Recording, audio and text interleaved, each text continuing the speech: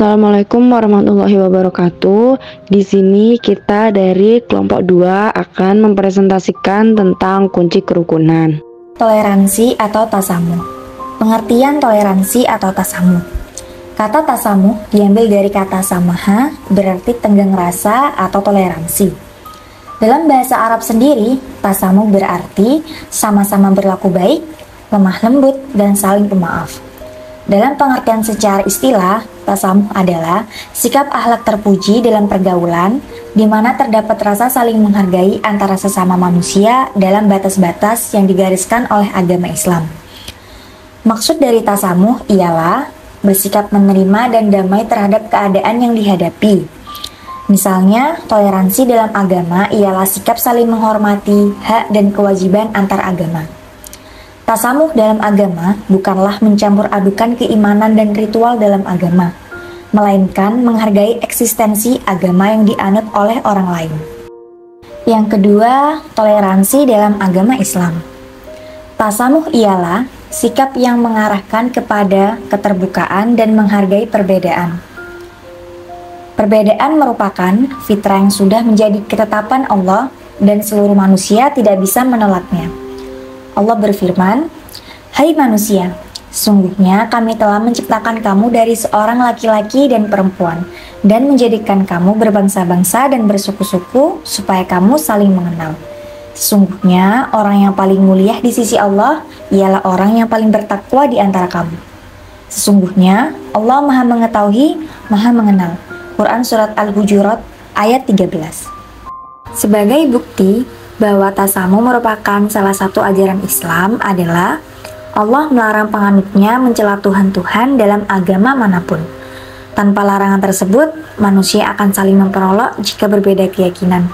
Allah Subhanahu wa Ta'ala berfirman, "Dan janganlah kalian mencela orang-orang yang berdoa kepada selain Allah, yang menyebabkan mereka mencela Allah dengan permusuhan dengan tanpa ilmu.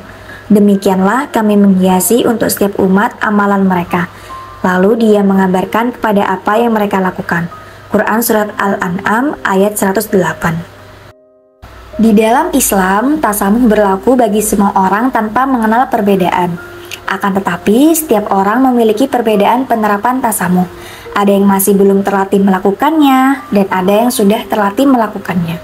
Untuk itu, Syekh Yusuf Qaradawi menjelaskan adanya 4 faktor yang mendorong sikap tasamuh. Antara lain, yang pertama, keyakinan bahwa manusia itu makhluk mulia. Yang kedua, perbedaan di dunia ialah realitas yang dikehendaki Allah. Yang ketiga, Allah Maha membuat perhitungan. Jadi tiada kuasa mutlak manusia untuk mengadili kekafiran atau kesesatan seseorang. Dan yang terakhir atau yang keempat, keyakinan akan perintah Allah untuk berbuat adil dan mengajak kepada budi pekerti mulia. Yang ketiga yaitu membiasakan berperilaku toleransi dalam kehidupan sehari-hari. Setelah kalian mengetahui sikap tasamuh dalam Islam, kita dituntut untuk bersikap tasamuh. Sebagai contoh sikap tasamuh dalam Islam yaitu yang pertama, di kota Madinah Rasulullah tidak pernah sungkan berdampingan dengan pribumi Yahudi maupun Nasrani. Yang kedua, ketika menaklukkan Yerusalem, Khalifah Umar tidak merusak tempat-tempat ibadah warga non-muslim, sehingga mereka dapat bebas untuk beribadah. Yang ketiga, Rasulullah pernah memberi makan seorang beragama Yahudi yang buta dan miskin. Persamaan derajat atau musawah. Kata musawah berasal dari kata dasar sawah, yang berarti menyamaratakan. Kata musawah secara bahasa berarti kesamaan. Sedangkan secara istilah, musawah adalah sikap terpuji di mana memandang bahwa setiap manusia memiliki harkat dan martabat yang sama. Sikap musawah ini seringkali dipakai dalam bidang hukum untuk menyamaratakan hukuman seseorang dengan orang lain. Akan tetapi, musawah sendiri dapat digunakan dalam berbagai macam perilaku tertentu. Selanjutnya, persamaan derajat dalam Islam. Yang pertama, persamaan adalah keadilan dalam Islam. Yang kedua, setiap manusia sama derajatnya. Dan yang ketiga, persamaan derajat antara laki-laki dan perempuan dalam kewajiban agama dan lainnya. Yang keempat, persamaan sosial di masyarakat. Yang kelima, persamaan manusia di depan hukum. Yang keenam, persamaan dalam mendapatkan jabatan publik. Dan yang terakhir, persamaan berdasarkan kesatuan asal bagi manusia. Perilaku persamaan derajat dalam kehidupan sehari-hari menurut Islam. Adapun yang pertama, datangnya Islam untuk meningkatkan derajat wanita. Yang kedua, ketika seorang Yahudi menagih hutang yang belum jatuh tempo pada Rasulullah. Dan yang ketiga, Khalifah Umar radhiyallahu anhu mengirim surat kepada hakimnya, yaitu Abu Musa, yang berisi arahan hukum persamaan hak manusia di hadapan pengadilan. Dan yang terakhir, Rasulullah memerintah pemuda berumur 18 tahun yaitu Usama bin Zaid sebagai panglima pasukan Islam untuk perbatasan Syam. Materi yang ketiga yaitu moderat atau tawasud. Pengertian dari tawasud secara bahasa berasal dari kata wasato yang berarti tengah-tengah atau pertengahan.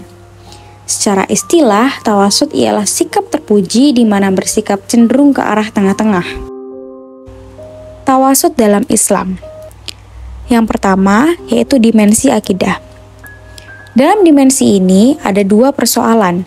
Yang pertama, seperti adanya ateisme dan politeisme, Islam berada di tengah-tengah, yaitu monoteisme, yakni paham yang mempercayai bahwa Tuhan itu esa. Persoalan yang kedua yaitu Islam berada di tengah-tengah pendapat bahwa perbuatan manusia adalah paksaan dari Allah dan perbuatan manusia mutlak dari diri sendiri. Yang kedua yaitu dimensi akhlak. Dimensi akhlak dalam kacamata Islam menggunakan syariat dan juga hakikat. Yang ketiga yaitu dimensi syariat. Persoalan yang muncul pada dimensi syariat berkaitan dengan individu dan juga kolektif, di mana yang lebih diprioritaskan adalah kolektif. Membiasakan berperilaku tawasud dalam kehidupan sehari-hari. Hal yang perlu diperhatikan dalam penerapan tawasud yaitu yang pertama, menghindari perbuatan dan ungkapan ekstrim dalam menyebarluaskan ajaran Islam. Yang kedua, menjauhi perilaku penghakiman terhadap seseorang karena perbedaan pemahaman. Yang ketiga, memegang prinsip persaudaraan dan toleransi dalam kehidupan bermasyarakat. Materi selanjutnya adalah saling bersaudara atau ukhuwah. Kata ukhuwah secara bahasa berarti persaudaraan. Secara istilah, ukhuwah adalah sikap terpuji di mana menumbuhkan perasaan kasih sayang, persaudaraan, kemuliaan, dan rasa saling percaya terhadap orang lain. Allah Subhanahu wa Ta'ala berfirman, "Sesungguhnya orang-orang mukmin itu bersaudara. Karena itu, damaikanlah antara kedua saudaramu yang berselisih dan bertakwalah kepada Allah agar kamu mendapat rahmat." Surat Al-Hujurat ayat 10. Saling bersaudara atau ukhuwah dalam Islam. Secara ringkas, persaudaraan menurut Quraisy Shihab bukan hanya dilihat dari keturunan, akan tetapi juga kesamaan suku, bangsa, agama, dan juga tanah air. Beliau membagi ukhuwah menjadi 4 bagian, yaitu 1. Ukhuwah fi al-ubudiyah, persaudaraan kemakhlukan dan ketundukan kepada Allah Subhanahu wa Ta'ala. Yang kedua, ukhuwah fi al-insyariyah atau basyariyah, persaudaraan dari seluruh manusia karena berasal dari satu ayah dan ibu, yaitu Adam dan Hawa. Yang ketiga, ukhuwah fi an-nasab wa al-wataniyah, persaudaraan yang dijalin karena kesamaan dalam keturunan dan kebangsaan. Yang keempat, ukhuwah fi al-din al-islamiyah, persaudaraan yang dijalin karena persamaan agama Islam. Membiasakan berperilaku ukhuwah dalam kehidupan sehari-hari. Yang pertama, melaksanakan saling mengenal atau ta'aruf. Yang kedua, melakukan proses saling memahami atau tafahum. Yang ketiga, bersikap tolong-menolong atau ta'awun. Yang keempat, bersatu atau ta'aluf, bersatunya seorang muslim dengan muslim lainnya. Yang kelima, melaksanakan proses saling menjaga atau takaful, sikap saling memberi keamanan. Sekian penjelasan dari kami. Terima kasih. Wassalamualaikum warahmatullahi wabarakatuh.